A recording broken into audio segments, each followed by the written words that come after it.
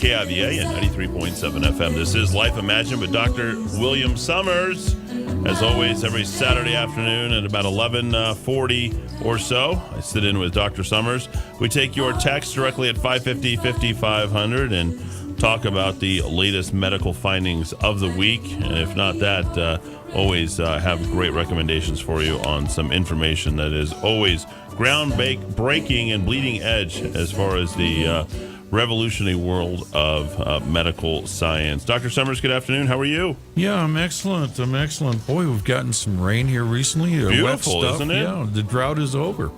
It's great. The drought is probably not necessarily over. We're going to need a lot more than this, but I'll tell you, this is nice to get this type of rain and snow and moisture. This is going to be probably, in the last 5 years, I heard the meteorologists were talking about, this is probably going to be the most amount of precipitation that we have actually received in the last 5 to 10 years. So we'll see where it all ends up. But with precipitation comes probably a little bit more sickness, probably a little bit more spreading of flu and some other things. The flu has hit New Mexico hard. Before we get started on the show, I'd like to just kind of allude to the things that are happening, I guess, in the paper saying about how hard New Mexico has been hit by influenza.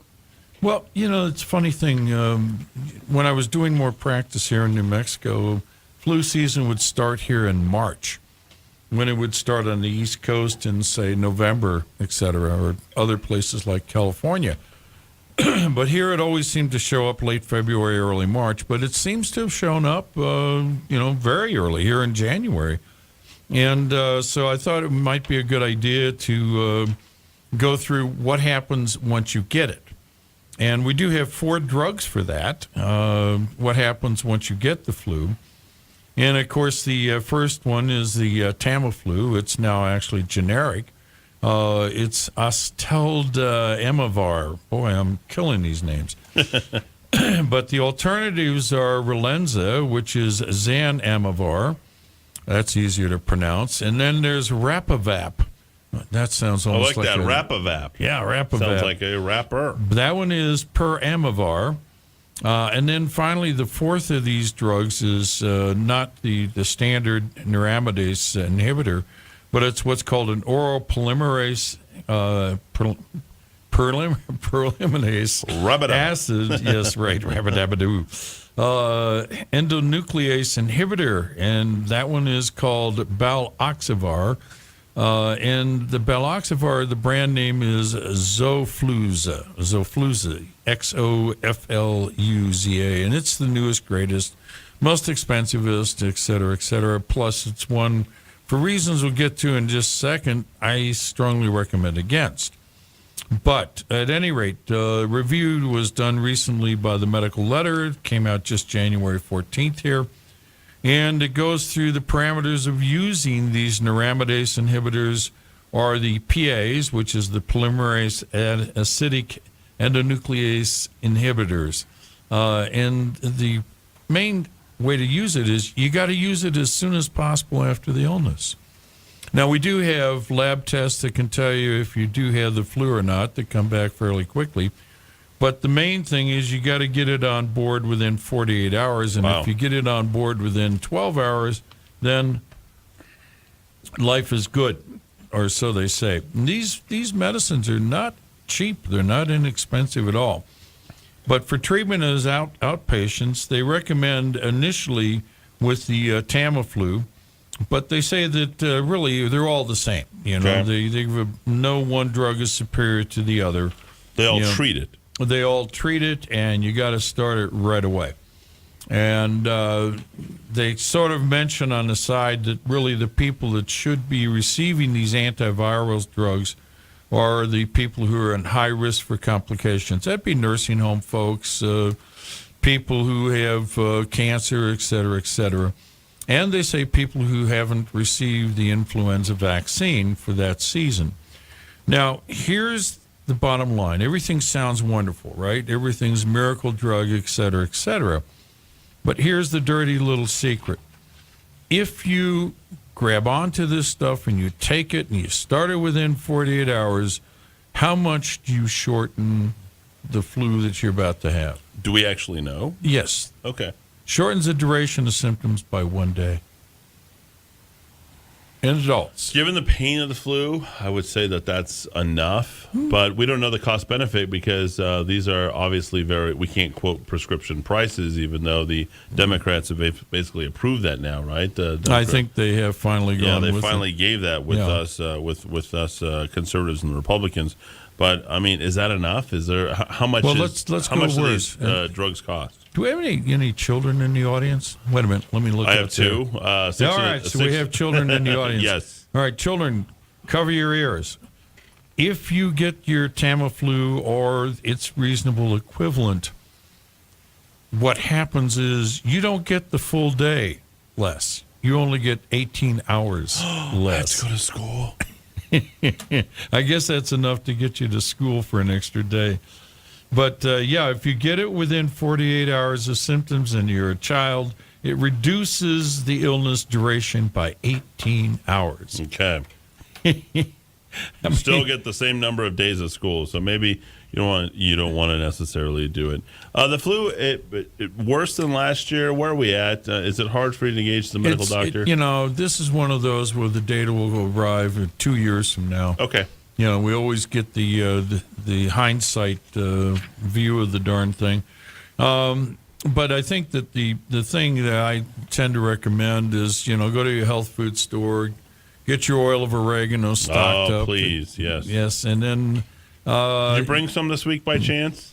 No, I didn't. Sorry. I forgot to tell you I ran out from last year. Ooh, okay. Yeah. And it is pricey, but I tell you, it is worth it, and it does, I don't know if it makes me feel healthier because it's just so powerful when you couple a little of drops right under the tongue. You go. And you it didn't have any idea that something could be that. Well, you might remember when I bugged you, and I told you, I said I need some help, and I couldn't get in to see a doctor, and I couldn't leave the house. I mean, I was absolutely devastatingly sick, and within 3 days, I was back to normal. So I think the oil of from the herbal side, the oil of oregano is very good. OSHA root is also quite good. That one stops the immediate about cough. $75 in medicine, by the way, which you can pick up. Which lasts for the whole year. Yeah. You get all kinds of I went flus. through it a lot, though. Yeah. Also, the oil of oregano. If you've got a tooth that's going a little goofy on you, put that on a Q-tip, rub it around the tooth, and it actually takes away the pain and keeps things swelling down, et cetera, till you can get in to see the dentist. It is powerful stuff. Yeah. No, it's good stuff. But so those are the two, plus, your herbal teas, of course, are quite helpful. And you got to remember. Lots of fluids. Yeah, fluids is the key thing. The and, virus is less basically, alcohol. You don't need to be dehydrating yourself and making your liver and other organs work a little bit too hard. And then put your little trust in some aspirin or some Tylenol. Yes, the good old aspirin. Yeah, I mean, it's been around for a long time. It was the mainstay for flu treatment back in the day.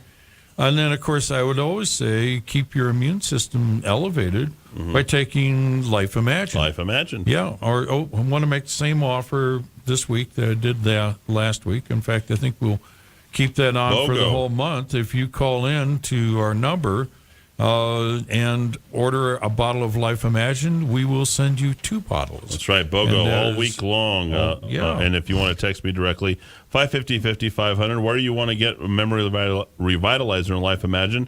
Local stores, including Moses Country Store, Duran Central Pharmacy, Sam's Regent Pharmacy, Best Buy Pharmacy, Manal Pharmacy, Evergreen Herbal Market, as well as the Village Apothecary in Cedar Crest. You can also Google it on Amazon.com or order it directly at 800-606-0192. That's 800-606-0192. Influenza and it's only the last number that if you call and you talk to Roy and say, I heard it on the radio, you have a 2-for-1 sale going for this month, and you call him and he will take care of it. Influenza and pregnant women. Okay, I was waiting for that one. Yeah, I gotta. What is going on with? Are they an increased? Because this, of course, is that time of year. Lots of babies happening in August, September, October. Women just starting. The holidays were upon them. Tell me about the influenza and how it impacts pregnant women. Well, of course, it can affect the fetus. the baby. Let's call it what it is.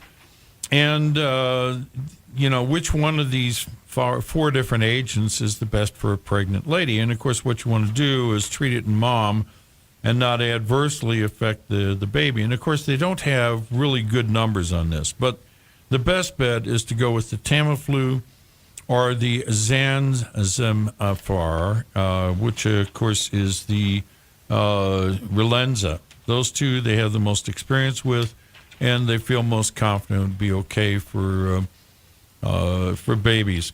Now, for lactating women, for breastfeeding women, the Tamiflu is not excreted very much in breast milk.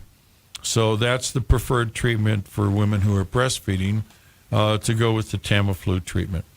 Now, let's talk a little bit about resistance. 99% of the currently circulating influenza viruses can be managed by any of these four agents. However, the fourth one, the Baloxavar, again, I'm killing the name, but anyway, the Baloxavar, there's an interesting thing that they've come up with. When they've challenged it with the influenza A, the H1N1, the influenza A, the H5N1, and the influenza A H3N2, all of which are super bad bugs. It was the H1N1 was the Spanish flu that killed so many people in 1918.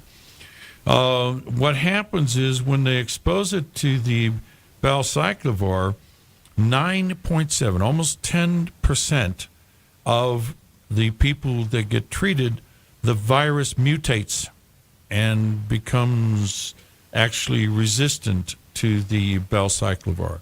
So the Balcyclivar is going to create a bunch of these little bugs that are resistant to one of the four different drugs we have for flu. So I would suggest we think twice before people start going for the Balcyclivar. Stick with the old-fashioned Tamiflu.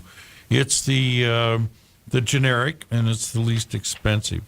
Incidentally, when you get into adverse effect of these drugs, there can actually be neuropsychiatric side effects from Tamiflu-like drugs, and that includes suicidalness, self-injury behaviors, delirium, and so these things are not totally benign drugs.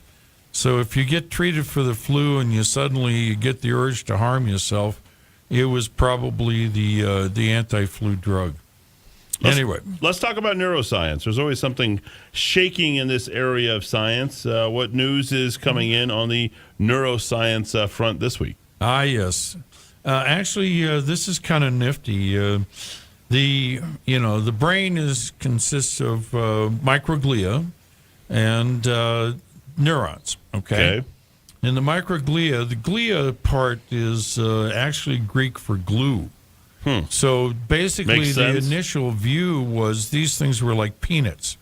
The precious neurons are being protected by these peanuts that are glue that just sort of hold the brain together. But in actual fact, the glia have subtype of cells, and these cells are extremely active in terms of support and modification of the neurons. So it's kind of like, okay, you've got a battle group, you've got an aircraft carrier, and you've got 30 other boats assigned. Each one of those boats is quite active and doing something to keep the aircraft carrier working properly. All right, so one of these types of cells is called a astrocyte, and astro means star in Greek. So it turns out it's the star of the glia cells. And what they've found out lately is that they can convert these astrocytes into neurons. They can actually change the cell type to become a neuron. Now, so that's a good thing. Yeah, this is a good thing. Okay. So far. And neurons, I'm assuming that's common spelling, but I got here Neuron. Yeah, that's me and my fat fingers on the keyboard. Just thought I'd give you a little. Yeah, no, that's me. Time of night that I'm putting this together. But no, stem cells were the great hope from 10, 15 years ago. If you remember, everybody with their Parkinson's was going to get an injection of stem cells, and their Parkinson's would be cured, and they would. do all better, but that's just not working. Those cells don't always go to the right place. They seem to falter, and even when they survive, they don't seem to function the way the cells that have died. But the astrocytes, it's a different story. They found they can take a cocktail of small molecules, which they call neuro-D1, okay? And then what they do is they put that in with the astrocytes, and the astrocytes, a certain percentage of them will convert to neurons. So and this was reported out the neuroscience meetings in Washington, D.C. this last November. But what they found was they could take the mouse model for stroke, okay, infuse the neuro-D1, and then what would happen is in a very brief period of time, the mouse would recover. It would be performing as well as the healthy mice controls. And on examination, 20% of the neurons in the stroke area were simply reprogrammed astrocytes. So the beauty is the astrocytes are already sitting where the stroke is. All they have to do is be encouraged to convert to becoming a neuron and making the connections. So this neuro-D1, it is, it goes in and it works at the DNA level in the astrocyte. Has to if it's going to convert it into a neuron. So this is pretty exciting stuff. Mm-hmm. This is the real deal. You're going to see this whole field blossom over the next 2 years. So stem cells is still a thing. It seems to have dropped from the news overall. It used to be, I think, a question in the news. I think more about the morality, not necessarily what it could do. I mean, and I'd like for you, it also given what would go rogue and go cancerous on you. But given what I know about you and how moral you are and how conservative you are, Dr. Summers, and I say that with all due respect and as a compliment to you, we haven't seen that the ethics in medicine really be debated in some time. So would you mind just taking just a couple of minutes to talk about that, and maybe if you don't mind offering your position on the matter, because I think it's important for us to understand. Look, we get into a conversation. What do you think about stem cells? Or what should we think? I think is based upon the background that we come from. I mean, as a Christian, a conservative, or as someone who's a secularist, what would be the appropriate maybe response, morality response with regard to whether or not we should use stem cells? Well, let's go back to the atomic bomb. In the right hands, it's a good tool. Okay. And atomic power in the right hands is a good tool. But in the hands of the Ayatollah whoever in Iran, it is a horrible tool. The stem cell thing was fairly quickly quashed by the scientific community here, all kinds of restrictions put on it, and the research on it slowed down to a reasonable pace. And we discovered some of the flaws, et cetera, before it became widely used. On the other hand, in China, they've actually used stem cells fairly extensively. And the problem with the Chinese is the lack of transparency. Whatever disasters they've had in their stem cell research, I don't count on the Chinese state scientists to be talking about it too much. You'll only hear about their victories or apparent victories. But it has not been a field that has taken off. It's sort of wound down on its own little stems. But taking a cell that's in place and converting it to something, that is exciting because it's less likely to suddenly become cancerous, et cetera, less likely to do other rogue things. And the stem cells, one of the other problems was you would get them in one place, you'd have to transport them to another. The astrocytes in this particular case are already where they're needed. They're right where the stroke occurred.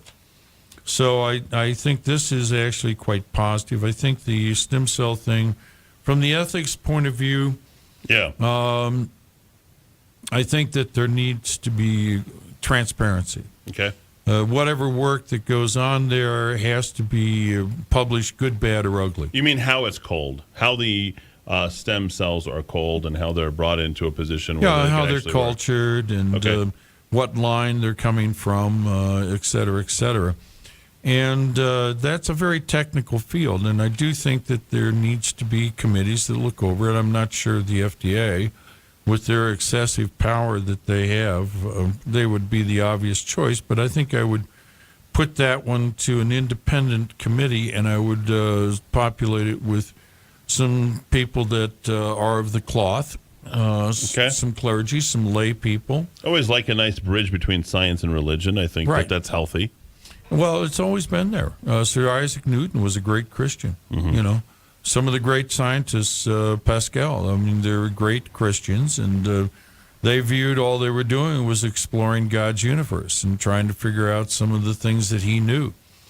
You know. Anyway, well, so let me jump into something, because I'm going to take this in a political direction for you that I know that you'll enjoy. Because as soon as I read this particular article this week, I immediately thought of you. Because it's right up your alley, you as a scientist, you as a medical doctor. He Jiankui, a Chinese scientist who stunned and horrified the world by claiming he edited the DNA of an unborn child to make them immune to HIV, is reportedly in state custody, and where else? China, and may face for the death penalty for his actions. Now, He Jiankui made headlines at a Hong Kong biomedical conference in November by claiming he altered the DNA of twin girls with the HIV-positive father to make them immune to the virus. 6 more pregnant couples were said to be involved in volunteers for his experiments. Sounds great. Here we go. He Jiankui's research swiftly denounced as shocking and crazy by the secularist Chinese scientific community. Sharply questioned by doctors around the world and viewed as a potential violation of international bans on gene editing live human embryos. The organizers of the conference where he made his bombshell announcement, criticized his work as irresponsible and deeply disturbing. The gene editing scientist also promptly contracted an acute case of the Chinese justice, if you will. That being disappearing without a formal arrest or indictment. According to the Sky News report on Tuesday of this past week, he had languished in a guarded Shenzhen apartment since November under the house arrest or protective custody. His colleagues say he will be charged with corruption and bribery, which are capital offenses punishable by death in China. Why the bribery? I don't know. Probably because they could charge him with that. Here's the Xu Jinping told the state broadcaster CCTV, Chinese vice minister of the science and technology. He says that his ministry was strongly opposed to the work. At the time, he described it as legal and unacceptable, and added that an investigation had been ordered. This is essentially almost stem cell type research. This is DNA level research. Yeah, he's doing CRISPR research, and that's along the same lines. But here's the dirty little secret. Was he put under house arrest with possible disappearance because he did the work, or because he told the world he was doing the work? Because he did the work. I think I would go the other direction. I would say because he told the world he was doing the work. In other words, really, China is, I've been there. Okay. I had my very own little shadow when I was there. If I'd go out for a walk, I'd be followed. And they have enough people to do that. They seem to. They produce people. It's one of their sidebar things. Anyway, so the thing is that, I would imagine that the truth is they've been doing the work. They've been keeping it under wraps. This guy was so excited about it that at a conference, instead of keeping his mouth shut, he went ahead and talked about it. So his real crime is talking about what they're actually doing. And again, we get back to my original point. What is the problem with Chinese science? And the problem is transparency. They're making it sound like they're terribly So they would be actually accountable. Okay with curing HIV at a DNA level? Well, no, they would be okay with modifying DNA for the state's purposes. They just don't want anybody to know about it. They just don't want anybody to know about it. Wow. Okay, totally different spin than what I expected. All you got to do is think, how would the Nazis do it? Now, back to this morality. We have now, we're on the threshold. We're actually over the threshold. We're in the foyer of socialized medicine. I mean, that's why you just can't find private physicians in practice here in Albuquerque, because basically we have entered the threshold of socialized medicine. Now, he who, what is it? The golden rule. He who has the gold makes the rules, right? Yeah, right. All right, so let's go in a time capsule back to 1890, and Kaiser Wilhelm wanted to... Kaiser Wilhelm. Yeah, he wanted to get rid of some of his enemies in the Prussian army. So his buddy the chancellor set up this scheme where they retired people at 65, and they also gave them free medicine. So German medicine was basically free medicine from the late 1890s right up into Hitler. Okay, now, Hitler, we have a bunch of docs that are willing to take people and freeze them to death in a tank to figure out how long you should be looking for a Luftwaffe pilot that, got shot down over the North Sea, etc., and experiments that we clearly believe to be unethical. And yet the German scientists and the German doctors, after 30 years of following the commands, not of the patient, but of following the commands of the state, were perfectly happy producing a Dr. Mengele. Okay? So my question then is, as we enter this socialized medicine, 30 years from now, are our scientists and are our doctors going to be doing experiments on CRISPR modification of DNA and not telling us about it? Because who they're serving is not you, the patient, and your twin baby girls. Who they're serving is the state. And in China, it is that way. I mean, their medicine has been state-delivered since Mao. And hasn't improved much since Mao, let's just put it that way. But Life Imagined has, and there are many components that go into it, right, Dr. William Summers? Absolutely. And as always, we want to remind you where you can go ahead and pick up this wonderful, wonderful product, which I've been on for more than a year now, by the way. Local stores, including Moses Country Store, Duran Central Pharmacy, Sam's Regent Pharmacy, Best Buy Pharmacy, Manal Pharmacy, Evergreen Herbal Market, as well as the Village Apothecary. You can also Google it or find it on Amazon.com. Order directly at 800-606-0192. You got some components in there. Let's hop on the very top. One of the top components, vitamin A. Exactly. There are 34 components. Some of those are replication type components, and vitamin A is one of them. Actually, it turns out vitamin A is not a single chemical, but it's actually a group of chemical compounds that are structurally similar. These compounds include, are you ready? Everybody's got their pencil poised. Retinol, retinaldehyde, retinoic acid, provitamin A, carotenes, which include both beta-carotene and alpha-carotene, gamma-carotenes, and critoxaphin. And what I would say is the retinol and the beta-carotene are the most commonly found in various vitamin formulas. Also, it's what's most commonly found in food. Now, the retinol is actually found in animals. So when you have that hamburger, you're getting some retinol. And Yum. The beta-carotene is what's found in plants. So when you have that arugula and the asparagus mix, you are getting some beta-carotene. All right, now vitamin, and let's take a look at the bottle here. Kind of rattle the bottle there. Rattle it. Yeah, and we have vitamin A, 67% as beta-carotene, which is the stuff that comes from plants. Therefore, you don't need to eat your Brussels sprouts, I guess. And 33% as retinol palmate. So that's the part that would come from your chickens and all of that sort of thing. Anyway, what is the stuff good for? Well, skin health, vision, and vision is, of course, the second cranial nerve, which is really nothing more than a part of the brain. The immune system, which is really under control of the brain, and gene transcription. So vitamin A, in its various forms, is for that purpose. Now, my thinking 20 years ago when I put this together was, does it get into the brain? That's the first question. Does it do any good in the brain? And there was beginning to have literature showing vitamin A could actually have benefits in memory. And that was published back in the 90s, in the early 90s, more than 30 years ago. And there was a great study that came out here in December of 2012 looking at 30 years of studies on vitamin A. What they did was they went to the library and they culled through all of the different databases, and they came up with 236 studies on vitamin A. 44 of these were selected for review because they seemed to be the strongest of the 236. And of the 44, 10 were reviews with a lot of good references, and 34 were original articles. Then they got down to, was the work being done on animals or on humans? And it turns out there were only 2 studies on humans, and the rest were on birds, mice, rats, possibly nematodes, who knows.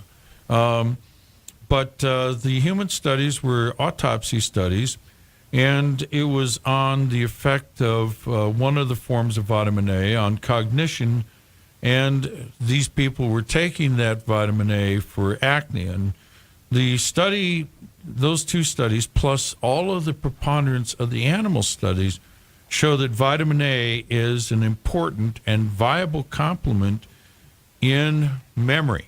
It actually helps memory over the long haul. And in this study, they came to the conclusion it might be good to take vitamin A in the treatment and prevention of Alzheimer's disease. So there you have it. This is just the very first of the components, of which we have 2 different flavors of vitamin A. And the evidence why it got thrown into the formulation, 1, it crosses blood-brain barrier. Obviously, if you're improving memory, you're doing that. And 2, it was shown in the 90s to improve memory in animals. And then the human studies have come of late. So good stuff. Yeah, I mean, this is an important component in Memory Vitalizer and Life Imagined, and it's important to know why. As always, Dr. Summers tried to outline, I think it's, 34 different components? Or is 34 components. Yeah, that are inside the Memory Vitalizer and Life Imagined. It's important to you to know each and every one and why he's taken such incredibly careful care to put each of those in there. Let's talk about fake science and... Oh, yeah, you got to get your fish oil. You know what I think of when I hear fish oil? I think of, what's that guy? The talk show host from Miami, Larry King. Larry right? King. Larry King. Yeah. Oh, this is Larry King for fish oil. I'm 88 years old. And Isn't Larry still broadcasting in Russia? He is on RT, which Langston, RT is what? Is it Russia Today or... I think it's actually in Russia. It's Russia Today. Yeah, it's Russia Today. And he's actually in Russia. Isn't he on? He's still on. Larry King is still doing a show, and I think it's on Russia Today. Yeah, that's what that I guy's hear. been on the air for It's 60 the fish years. oil. I'm telling you, it's the fish oil. Is it all fish oil? Yeah, no, when you say fish oil to me, the garlic and fish oil. I mean, that guy must smell like the Dickens. Yeah, no, that's why he's gotten married so many times. Anyway. Anyway, we got to watch this. We got to, clean it up here. All right. You should hear Langston and I during the week. You want to talk about revving Every it once up. in a while, when I get a chance, I do. Anyway, fish oil. I always think back belching. That's because when I tell you, it's so like awful. It's like, whoa, why did I do that? But there, there's a really strong literature in fish oil that goes back into the 40s, and really good stuff that was done on, all kinds of animals, good control studies, etc. I think that there's no such thing as settled science. Let's get that one out of the way. But this latest study in the New England Journal of Medicine comes out against fish oil, and it was done by Against it. Wow. Yes. Well, that's one of the premier journals of science and medicine, isn't it? And it is one of the establishment journals. I've actually had. Is there any political reason for them to come out against fish oil? Sure, the state doesn't want to pay for your fish oil. In other words, and you see this in the European literature in the past 15, 20 years. You go look at the financing of the study that shows that saw palmetto doesn't work for prostate problems. Well, it does, and it, very clearly does. But if you go to the Danish literature, where the Danish government paid for the study, amazingly, that study didn't show any benefit, and so therefore, if you're in Denmark, we will not pay for your saw palmetto. And by the same token, when you look at these kinds of things that are in establishment medicine journals, such as the New England Journal of Medicine, you really have to call it into question. And the first thing, even without looking at the internals of that study, let's look at what they did. They did a controlled, and I put quotes around controlled, placebo-controlled study of 26,000 people. Okay. I've done studies of 100, 150 people, 50 people. I got to tell you, the concept of controlling a study with 26,000 people and being flawless in the execution of that study, it's senseless. It doesn't happen. There are all kinds of mistakes. And then supposedly they did 26,000 people over the age of 50. Some of them they gave placebo to, some of them they gave fish oil to, and they followed them for 5 years, and some of them more than 5 years, and they found no evidence of health benefits in cancer or cardiovascular disease. So, I mean, that's a pretty sizable sample. If they haven't found any evidence of it, it's not just them coming out against it. It just doesn't work. How long has the fish oil industry been around, and how many millions, if not billions of dollars do you think that they have probably taken from people selling them the virtues of fish oil? Well, the virtues of fish oil, I think, are real. I'm going to support the fish industry. It starts, the original was cod liver oil. And if you remember, if you think back belching from fish oils is bad, try a teaspoon of cod liver oil, that your grandma used to force on you. And that's when the serious, nice scientific studies were done on. I'll tell you what, I'll go look this article up. I'll look at the internals. It's rare that I mean, just on the face of 26,000 people, it's like, imagine herding 26,000 cats. Yeah. I mean, I don't care if you do own a can opener. Herding 26,000 cats over a 5-year period of time, it's going to be so flawed that the data is going to go towards what's called the null hypothesis. In other words, it's going to go towards background noise. It's not going to go towards any clean, decisive data.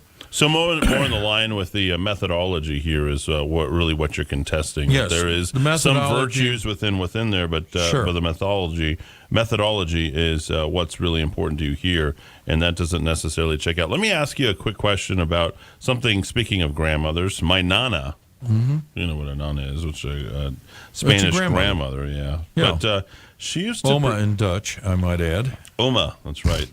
She used to prescribe, I shouldn't say prescribe, she had a book called A Physician in the House, and it had a lot of homeopathic stuff. We've talked about it before, I've alluded to it. But she had this thing called camphor. Oh, camphor. And she would stick it in a plastic bottle and then stick a shot of whiskey in there and then shake it and make us inhale that. Can you give me an idea? It was to sort of clear our head, clear our sinuses, but it's one of those sort of witchy, if you will. I don't use it to this day, but... I mean, I can still remember that the smell clear as day, and it did clear my hair amongst other things. It had as much as other things. Yeah, no, camphor is it's aerosolized. It's like eucalyptus oil. It easily goes a little bit like mothballs. Yeah. Well, mothballs have some toxicity attached, but the camphor. You see it in mentholatum. You see it in Vicks Vapor Rub, chest stuff. And actually, it is, it opens up the sinuses. I mean, so it does work. Yeah, it does work. There you go. Much like the fish oil. I can't quote any particular study. I can quote personal experience. Yeah, no, and I'm just throwing that at you. I think we mentioned the grandmother, and I love this. We got to do this free flow thing. It's good. I'm afraid because I'm asking things on behalf. I think of tried and true New Mexico. I forget what they call them, but Rudolfo Anaya would talk about the curanderos, and they use these type of medicine to continue. They should not be discounted. Okay. And they should not be totally accepted at face value. You have to examine it. And, you're going to find some really magical stuff there. And you're also going to find some fake science there. One of the biggest things that we used to do, and I'll just finish with this before we talk about relationships. Oh, yes. Yerba buena, which is basically a spearmint leaf that we grow like a weed in our backyard. You probably, as someone who has a green thumb, likely grow it for yourself. But basically, we turn it into a tea, a spearmint tea. And this yerba buena, which is basically the good herb, not that good herb, the good herb, which is spearmint, we turn it into a tea and put some honey. And I'll tell you, we drink that all summer long. And we never get sick, we never get allergies either. It has antiseptic properties. Okay. No, it does. Also, it's not liked by mice, so if you got a mouse invasion, you can take the spearmint or the mint. And That's interesting that you bring the mice up. We never set out mice traps or anything. We never had mice growing up at my grandparents' house. That's very interesting. I wonder if that was the reason. They stay with. As a matter of fact, there's one preparation, which I think is spearmint, where it's aerosolized and you spray it in your drawers to keep the mice out. Really? So, of course, you have to spray it at least once a week. Good to know. All right, relationships, Dr. Summers. Well, yeah. We're going to get into it. This is the thing that probably causes the most stress in our lives. I'm glad that you're addressing this. Langston, feel free to jump in on this segment if you like. Yeah, we're coming up on Valentine's Day. We got to be thinking about how we keep our relationships strong, And there are 7 toxic events that can kill a relationship or damage it. And I'm pretty sure that I've completed all 7. Is there a scorecard that I can keep up with where I've literally checked off every single box? I think Langston probably, as much as I've spoken to him, he said, Eddie probably has. The point, in fact, is actually all couples do this. All couples get into this sort of thing. But the thing is how far down the road you go. Okay. Everybody, the first thing on what you don't do is you don't do scorecarding. I won, you lose.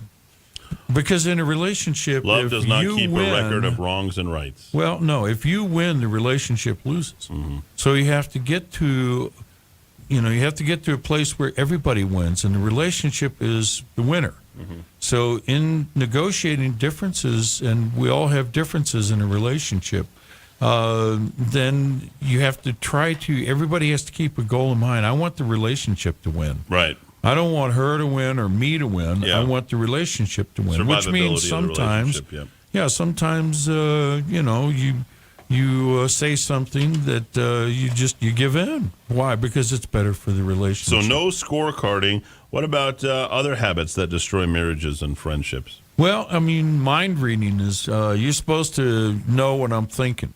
I see that a lot. Oh, yeah.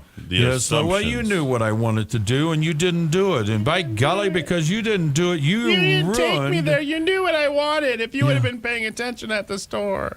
Yeah, exactly. And this business of, I dropped hints, and hints are like, skywriting. They're supposed to be as clear as skywriting. And the thing is that communication issues are a big part of relationship problems. Yeah. Men are from Mars and women are from Venus, and those two don't always speak the same language. So you have to work on clarity of communication, and demand that your partner not be a mind reader. You have to assume it. You have to say, okay, we're going to have to send this by telegraph, smoke signal, hands, gestures, and writing. And that's otherwise, it's mind reading.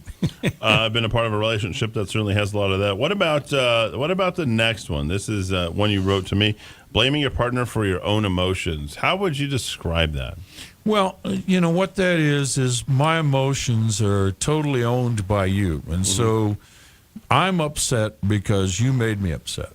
I'm depressed because you made me depressed. So not being accountable for your own identity or emotions. The truth is, I'm happy because I'm happy.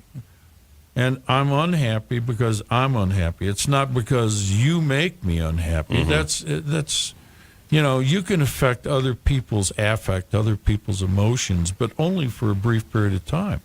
We are responsible for our own emotions. So saying to somebody, look, you caused me to feel X, Y, or Z, be it good or be it bad, either side of that ledger, you're not responsible for my emotions. I'm responsible for my emotions. And if I'm out of sorts, it's my fault, not her fault or your fault. Okay? Well, should we let's continue. We've got 3 minutes here. We've got the last 3, if you will. Okay, that's good. Loving jealousy. Oh, loving jealousy. Yes. He's mine. Yes.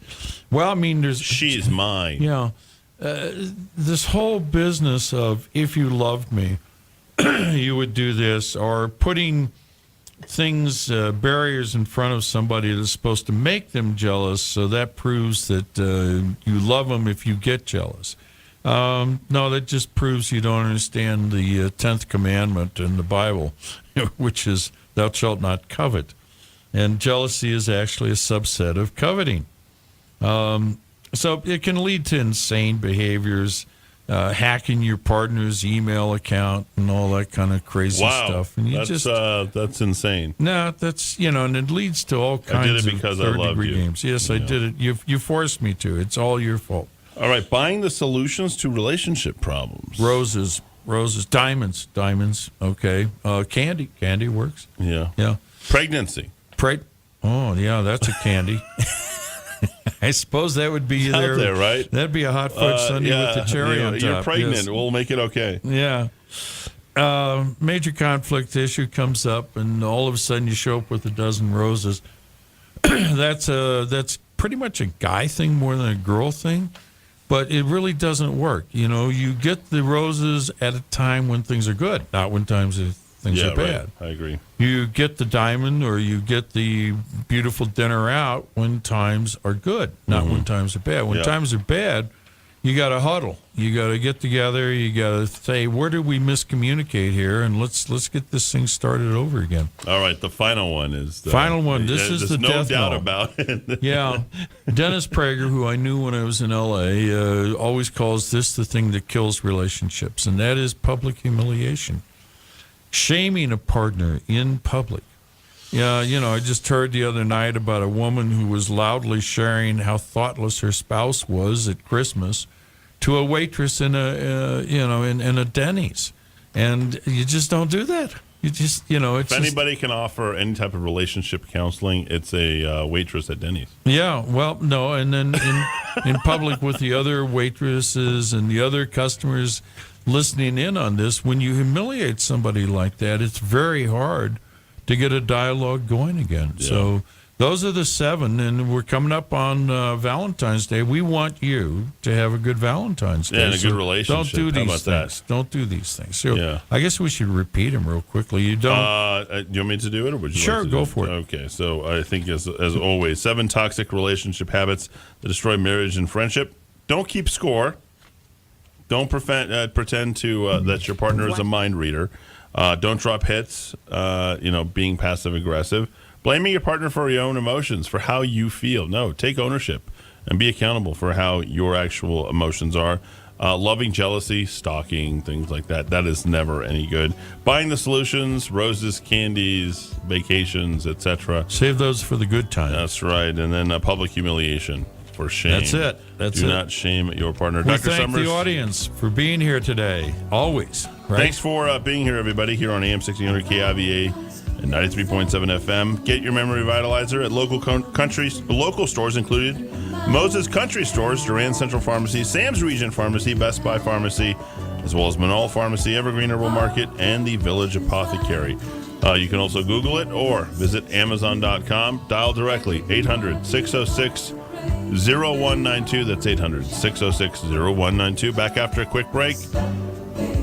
Focused on Business is next with Terry White.